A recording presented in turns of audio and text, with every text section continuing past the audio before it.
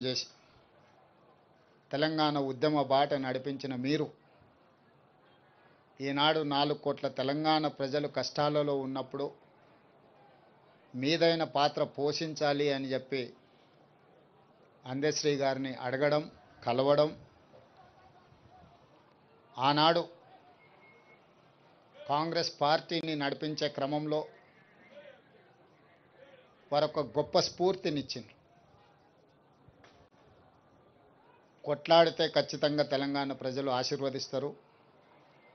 తెలంగాణ ప్రజల యొక్క సమస్యల్ని తీర్చడానికి కలిసి పనిచేద్దాము. నీతో మాట్లాడిన తర్వాత నాకు నమ్మకం వచ్చింది. తప్పకుండా నువ్వు చేసే ప్రయత్నంలో నేను చేయగలిగిన ప్రయత్నం నేను చేస్తాను. అందరం తలా ఓ చెయ్యి వేసినప్పుడే ఈ తెలంగాణ సమాజానికి ప్రయోజనం చేకూరుతుంది అని చెప్పి ఆనాడు అందశ్రీ గారి మాటలు, ఆ తర్వాత వారు నేను చర్చించుకున్న అంశాలు మీడియా మిత్రులకు తెలుసు. అందశ్రీ గారితో మాట్లాడుతున్నప్పుడు నాకు చదువుకోవడానికి పట్టణం వచ్చిన తమ్ముడికి ఊర్లో వ్యవసాయం చేసే అన్న చూడడానికి వచ్చినప్పుడు కలిగే అనుభూతి కలిగేది నాకు అందశ్రీని ఎప్పుడు కలిసిన. వారొక స్ఫూర్తిగా ఈ పరిపాలనలో పేదలకు ప్రయోజనం చేకూర్చాలన్న ఆలోచన వచ్చినప్పుడు గద్దరన్నతో పాటు అందశ్రీ గారు సమానమైన స్ఫూర్తిని నింపడమే కాకుండా వారు రచించిన జయ జయ హే తెలంగాణ, తెలంగాణ రాష్ట్ర ఏర్పడ్డ 10 సంవత్సరాల తర్వాత రాష్ట్ర గీతంగా ఈరోజు కోట్లాది మంది ప్రజలకు ఒక స్ఫూర్తిని నింపుతున్నాయి. వారి ప్రతి మాట ప్రజా జీవితంలో నుంచి పుట్టుకొచ్చింది. ప్రతి పాట ఈ తెలంగాణ ఉద్యమ స్ఫూర్తిని నింపడం జరిగింది. అందుకే ఈనాడు తెలంగాణ రాష్ట్ర ప్రభుత్వం రాబోయే మంత్రివర్గ సమావేశంలో మంత్రులందరి సహకారంతో జయ జయ హే తెలంగాణ గానాన్ని పాఠ్య పుస్తకాలలో ప్రథమ అంశంగా చేర్చడానికి రాష్ట్ర ప్రభుత్వం నిర్ణయం తీసుకుంటుంది. ఇదే కాదు,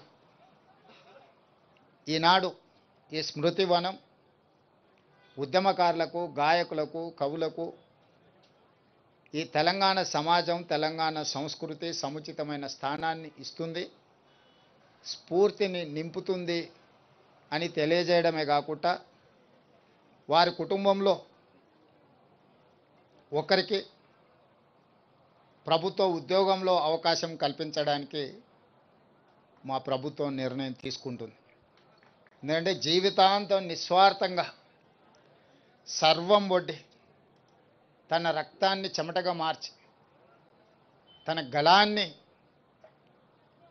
ఈ తెలంగాణకే అంకితం చేసి, అలాంటి కుటుంబం ఆర్థికంగా ఎన్ని సమస్యలు ఎదుర్కొంటుందో నాకు తెలుసు. కాబట్టి ఈనాడు వారి కుటుంబంలో ఉద్యోగం ఇవ్వాలని, దీని ఒక స్మృతి వనంగా తీర్చిదిద్దాలని జయ జయ హే తెలంగాణ గానాన్ని పాఠ్యాంశంగా మార్చి వారి స్ఫూర్తిని ఎల్లకాలం, ఈ తెలంగాణ ఉన్నంతకాలం తెలంగాణ రాష్ట్ర సాధనలో అందశ్రీ గారు పోషించిన పాత్రను శాశ్వతం చేయడమే కాకుండా వారు జీవితకాలం రచించిన రచనలను ఒక పుస్తక రూపంలో వారు రచించడం జరిగింది. నిప్పుల వాగు.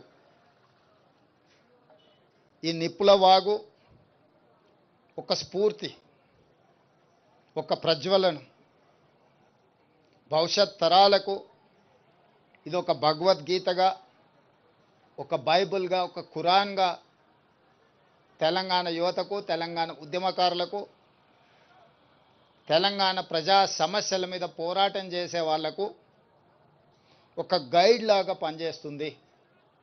అందుకే నిప్పుల వాగును 20,000 ప్రచురణలు తెలంగాణ ప్రాంతంలో ఉండే ప్రతి లైబ్రరీలో, తండాలలో, గూడాలలో, మారుమూల పల్లెల్లో ఉండే